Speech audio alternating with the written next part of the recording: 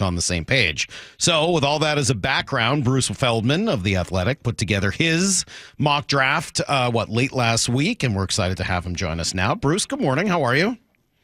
I'm doing well. Good morning, guys.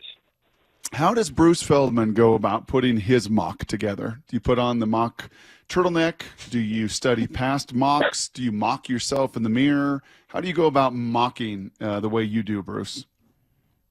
Well, I definitely don't do the turtleneck. But, Brock, my way about it is people I feel like who have the best perspective on these players are the guys who actually coached against them. They know, there's plenty of people who are really good at studying the draft and analyzing it and the prospects. But I think the ones who I feel like have a best feel for these guys are the ones who scouted them, game planned against them, and then saw however they responded when they were trying to neutralize them as best they could.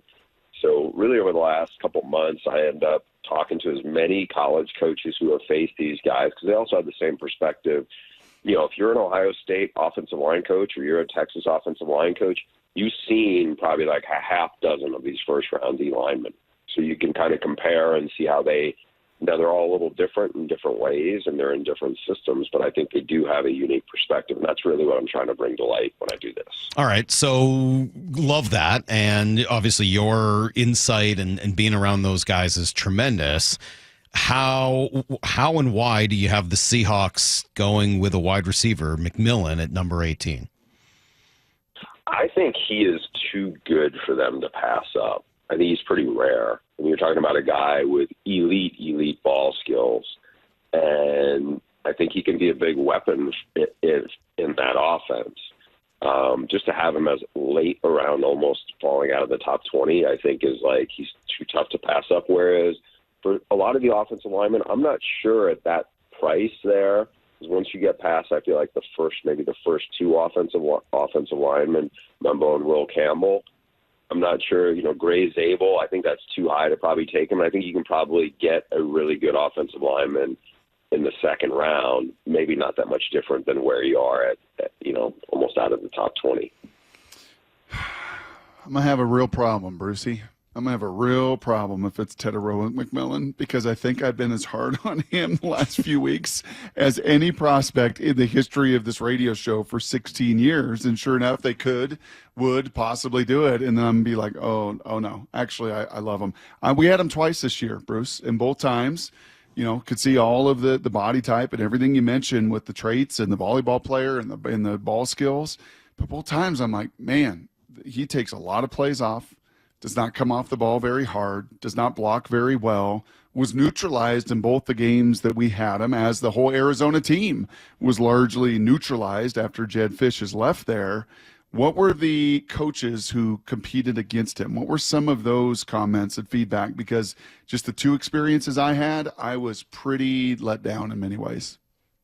Yeah, I get it. It's funny you said that because that came up a little bit with a few guys, but one of them, and it's a defensive coordinator really, really well, who I trust his evaluation probably about as much as any college DC I talked to. And he said the thing with him is, he cannot come off the field. You watch film, he's like, this kid is lazy. He goes, I think he was just trying to get a breather. He said his hands are as good as you'll ever see, catches everything. And he said, I can't compare him to anyone hands-wise. And remember, he was spectacular when Jedd Fisch was there running the show. Last year, the wheels fell off the wagon in Tucson, right? Everybody knew where Noah Fifita, who's his, best friend since he was, in 8th grade. Fifita's a 5'8", 5'9" quarterback. He was option 1, 2, and 3. So, again, this is a name everybody knows up there. Jedd Fisch, who spent a long time kicking around the NFL as an assistant and seen some great players, he told me he's the best athlete I've ever seen. That's a pretty big statement. That's not me saying this. This is a guy who has been, on so many good staffs and around so much elite talent. I could see, it's not to say there's no such thing as a can't miss when it comes to NFL players, but I think, and when it comes to the draft process, but I just think he's too good to pass up because I think the things he can do are pretty rare, actually. Oh, man, that'd be hard. Brock doesn't like him as a prospect. I just would have so much problem with the Seahawks taking a wide receiver at number 18 after how quiet they were in the offensive line market here in free agency, just because they have such a significant need. This isn't one of those draft for need, draft for best available. This is like, if they put, I don't care who's on the outside, if they roll out the same offensive line that they had last year, none of it matters. So you got to have a really good reason not to draft a lineman there. What is it about Zabel or anybody else who could be available at 18 that you think would be a turnoff for you there? I just think it's a little high to grab Zabel. One of the coaches I spoke to who knows that program really well at NDSU, he was like, he's talented. He goes, but I don't think he's quite as good as Cody Mock, who was a guard with the Bucks, who came out of the same Missouri Valley Conference. Spencer Brown, he's now the Bills' starting offensive right tackle. He was like, I don't think he's as good as those guys. He's good. He's a good athlete. He goes, I think he's better than Trevor Penning, but Trevor Penning's been a huge disappointment as a first-round pick to the Saints. And so again, not to knock him, but I don't know. Is he a top 20 pick? He looked really good at the Senior Bowl, to his credit, and I think the other one that's interesting there, again, who I think is better than probably where I have him, is Kelvin Banks, who's the offensive tackle from Texas. Now, he did not look good against Georgia, and they played him twice. But earlier in his career, he went up against Will Anderson and Dallas Turner, who are obviously elite speed edge rushers, and Will Anderson's more than just a speed guy. And he held his own really well. I know he was dealing with an ankle injury a lot last year.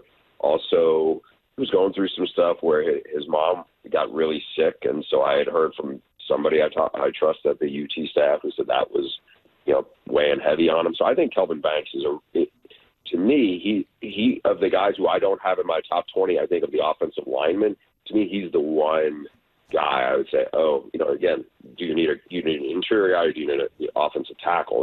That's another story. But I think Banks I would lean to over Zabel at this point. But again, Zabel did look really good at the Senior Bowl, and I think there's probably a lot to like because of his versatility. The voice, he is Bruce Feldman from Fox Sports and The Athletic, and so connected in the NFL world, Salky, the college football world, the coaching world, which is so fun as he kind of puts that optics on this draft. And in that way, and in that vein, Bruce, Seattle Seahawks, Mike Macdonald, the way that he wants to build this thing, very much so in the Harbaugh image, the Baltimore Raven kind of image. We've already seen that he's played a strong role with John Schneider and personnel, both in season and out of season and everything else. If you were to take 2 or 3 guys, regardless of where they're drafted or their spot or anything in this draft, just take 2 or 3 guys on your little list there of like, wow, that's a Mike Macdonald kind of guy. Yeah, that's a Seattle Seahawk kind of guy. Yeah, that's a rugged, tough, physical. Yep, I could see them fitting in there. Who are 2 or 3 of those kind of prospects? I think that the big safety out of South Carolina, Nick Imanwari, he's the freakiest athlete in the draft. He makes a ton of plays, 6'3". He gets compared a lot to a name that people will know there, Cam Chancellor. And coaches I talk to who know him and know also this name that I'm going to bring up because he was a big-time NFL player. And, that's Adrian Wilson, a 5-time Pro Bowler, very similar style. The defensive coordinator at South Carolina was a teammate of Adrian Wilson. It was like, that's who he's like. He's really just an explosive guy who is an eraser, high football IQ, really good at retaining information, made a lot of plays.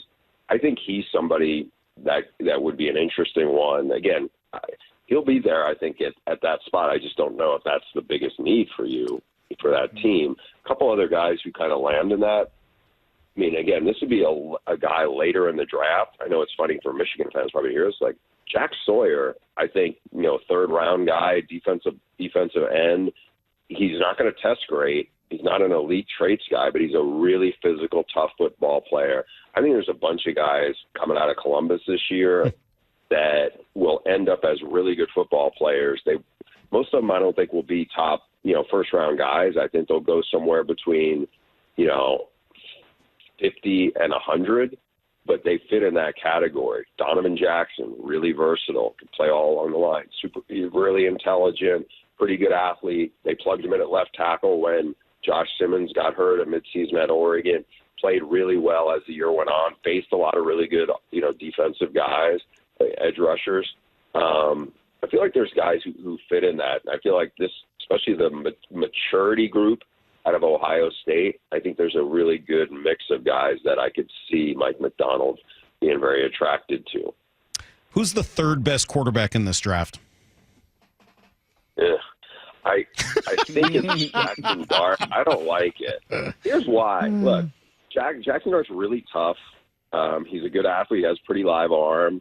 I think Brock and I actually saw him in his last game against USC. They played UCLA. It was a rudderless team. They'd already fired the head coach. He was really young then. Then he transferred to Ole Miss. He had some turnover issues. He cleaned some of that up. Here's the part where I kind of wince, though. They were really talented, and they lost some games. They didn't make the playoff. They underachieved. They lost to a terrible Kentucky team at home. They lost to a pretty mediocre Florida team when they could have just, if they won the game, they're a playoff team. And they lost to not a great LSU team. And again, I don't put that all on him, but he's an experienced quarterback who had really good talent on his defense. They upgraded the offensive line. Some of those offensive linemen were guys Husky fans remember very well because they helped them get into the national title game the year before. And they just didn't get it done. Again, I don't want to put all of that on Jackson Dart. But if none of these quarterbacks, especially Shedeur or Jackson Dart, would be anywhere near the first round if they were in this draft last year, I don't think. Mm-hmm. Why is the Alabama kid, Milroe, going to the NFL draft? Why is he going to sit in that green room for the NFL draft in 2 weeks and 3 days? I don't know. I mean, him going to the draft, I can't understand this. If he ends up on a team where he can sit for 2 or 3 years in the NFL system, and everything I heard is he's a really diligent, hard worker. He's got a big, strong arm. It's just not very accurate. Can they clean that up? He's obviously an electrifying runner, but you feel like that's going to be a storyline for the first 2 days of the draft. Unless somebody told him, hey, we're going to take you late. I don't even know why they would have to take him because I don't think he would be like a 34th player. Mm-hmm. So I don't know what that process is like. You feel for him if he's going to be the one who just gets a ton of airtime and looks very sad. I mean, we've seen that story a bunch over the years, and usually it's of a guy who people thought was a top 15 pick. Nobody seems to think that about Jalen.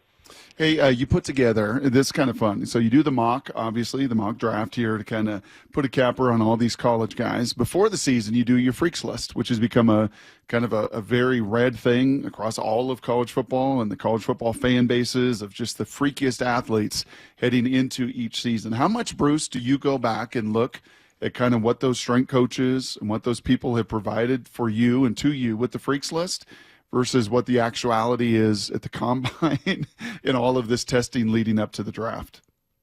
Way more than I should admit. But that, I go back and I'm like, who do I trust? Listen, Penn State guys back up what they told me they have done.